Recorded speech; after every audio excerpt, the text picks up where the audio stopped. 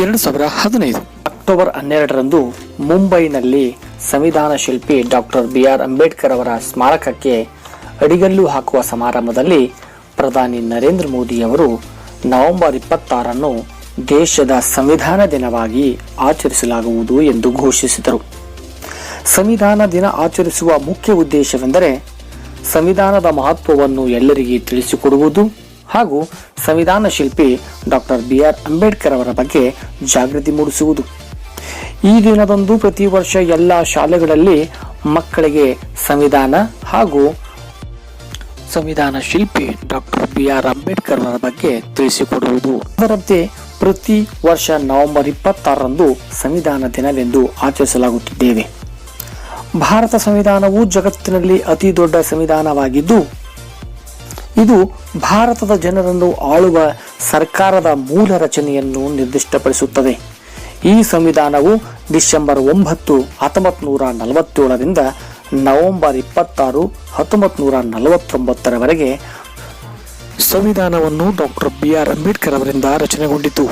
ಅಂದರೆ ಸಂವಿಧಾನ ರಚಿಸಲು 2 ವರ್ಷ 11 ತಿಂಗಳು 18 ದಿನಗಳು ತೆಗೆದುಕೊಳ್ಳಲಾಯಿತು.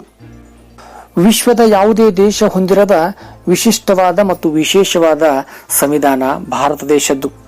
ಇಂಥ ಸಂವಿಧಾನವನ್ನು ರಚಿಸಿದ ಸಂವಿಧಾನ ಶಿಲ್ಪಿ ಡಾಕ್ಟರ್ BR ಅಂಬೇಡ್ಕರ್ ಅವರು. ನಮ್ಮ ಸಂವಿಧಾನವು ಜನವರಿ 26, 1950ರಂದು ಜಾರಿಗೆ ಬಂದ ದಿನವನ್ನು ಗಣರಾಜ್ಯ ದಿನವೆಂದು ಘೋಷಿಸಲಾಯಿತು. ಸಂವಿಧಾನ ಜಾರಿಗೆ ಬಂದ ದಿನವಾದ ಜನವರಿ 26ರನ್ನು ಸಂವಿಧಾನ ದಿನ ಎಂದು ಘೋಷಿಸದೆ ನವೆಂಬರ್ 26ರನ್ನು ಏಕೆ ಸಂವಿಧಾನ ದಿನವೆಂದು ಘೋಷಿಸಿದ್ದಾರೆ ಎಂಬ ಅನುಮಾನ ಬರದೇ ಇರದು. ಏಕೆಂದರೆ ಸಂಸತ್ತಿನ ಶಾಸನ ಸಭೆಯಲ್ಲಿ ಡಾಕ್ಟರ್ BR ಅಂಬೇಡ್ಕರ್ ಅವರು ಸಂವಿಧಾನವನ್ನು ಮಂಡಿಸಿ ಮಾತನಾಡಿದ ದಿನವನ್ನೇ ಈಗ ಸಂವಿಧಾನ ದಿನ ಎಂದು ಆಚರಿಸಲಾಗುತ್ತಿದೆ.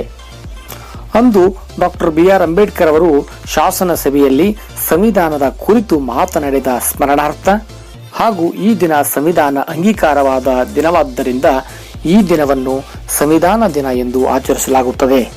ಮತ್ತು ಇದಕ್ಕೂ ಮೊದಲು ಈ ದಿನವನ್ನು ಕಾನೂನು ದಿನ ಎಂದು ಆಚರಿಸಲಾಗುತ್ತಿತ್ತು. ಇಂತಹ ಭಾರತದ ಸಂವಿಧಾನವು 1949ರ ನವೆಂಬರ್ 26ರಂದು ಸ್ವೀಕರಿಸಲಾಯಿತು. ಇದು 1950 ಜನವರಿ 26ರಂದು ಅನುಷ್ಠಾನಕ್ಕೆ ಬಂದಿತು. ಭಾರತ ಸಂವಿಧಾನವು ಟೈಪ್ ಮಾಡಿರುವುದಿಲ್ಲ ಅಥವಾ ಮುದ್ರಿತವೂ ಅಲ್ಲ.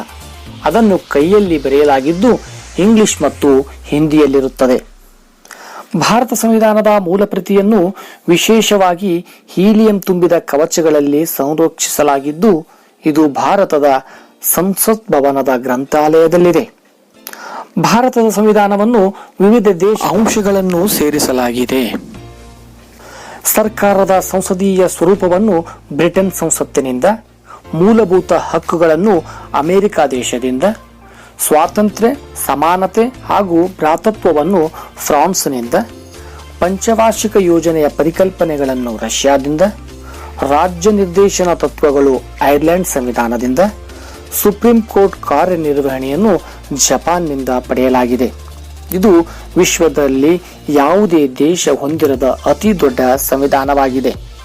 ಪ್ರಸ್ತುತ ಸಂವಿಧಾನದಲ್ಲಿ 448 ವಿಧಿಗಳು, 25 ಭಾಗಗಳು, 12 ಶೆಡ್ಯೂಲ್ಗಳು ಅಥವಾ ಪರಿಚ್ಛೇದಗಳು, 5 ಅನುಬಂಧಗಳು, 103 ತಿದ್ದುಪಡಿಗಳನ್ನು ಜನವರಿ 2019ರವರೆಗೆ ಮಾಡಲಾಗಿದೆ. ಭಾರತದ ಸಂವಿಧಾನದ ಜೊತೆಗೆ ಭಾರತದ ರಾಷ್ಟ್ರ ಲಾಂಛನವನ್ನು ಕೂಡ ಜನವರಿ 26, 1950ರಂದು ಸ್ವೀಕರಿಸಲಾಯಿತು. ಭಾರತ ಸಂವಿಧಾನ ವಿಶ್ವದ ಅತ್ಯುತ್ತಮ ಸಂವಿಧಾನಗಳಲ್ಲೊಂದು. ಈ ಸಂವಿಧಾನವು ಕಾರ್ಯಾಂಗ, ಶಾಸಕಾಂಗ, ನ್ಯಾಯಾಂಗಗಳನ್ನು ಸರ್ಕಾರದ 3 ಮುಖ್ಯ ಅಂಗಗಳಾಗಿ ಏರ್ಪಡಿಸುತ್ತದೆ. ಭಾರತ ಸಂವಿಧಾನವು ದೇಶದ ಗುರಿಗಳು, ಪ್ರಜಾಪ್ರಭುತ್ವದ ಸಮಾಜವಾದ, ಜಾತ್ಯತೀತತೆ ಮತ್ತು ರಾಷ್ಟ್ರೀಯ ಸಮಗ್ರತೆ ಎಂದು ಸ್ಪಷ್ಟಪಡಿಸುತ್ತದೆ. ಅದು ಪ್ರಜೆಗಳ ಹಕ್ಕುಗಳನ್ನು ಮತ್ತು ಕರ್ತವ್ಯಗಳನ್ನು ಖಚಿತವಾಗಿ ವಿಧಿಸುತ್ತದೆ. ಭಾರತದ ಸಂವಿಧಾನವು ಪ್ರಸ್ತಾವನೆಯೊಂದಿಗೆ ಪ್ರಾರಂಭವಾಗುತ್ತದೆ.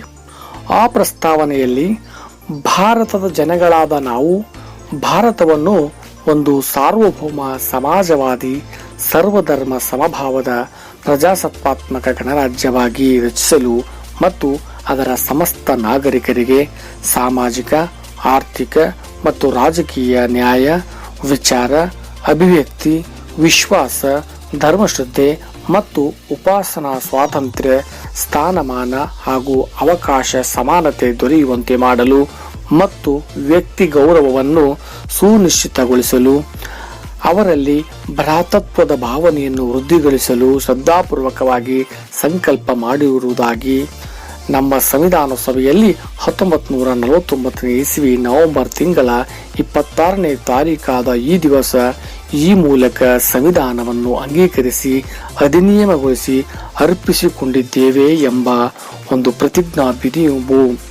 ವಿಧಿಯನ್ನು ಇಂದು ಎಲ್ಲ ಮಕ್ಕಳಿಗೆ ಬೋಧಿಸುತ್ತಾ ಇಂಥ ಅತ್ಯಮೂಲ್ಯ ಸಂವಿಧಾನ ರಚಿಸಿದ ಸಂವಿಧಾನ ಶಿಲ್ಪಿ ಡಾಕ್ಟರ್ BR ಅಂಬೇಡ್ಕರ್ ಅವರನ್ನು ಸ್ಮರಿಸುತ್ತಾ ಅವರಿಗೆ ಇಂದು ನುಡಿ ನಮನಗಳನ್ನು ಸಲ್ಲಿಸೋಣ.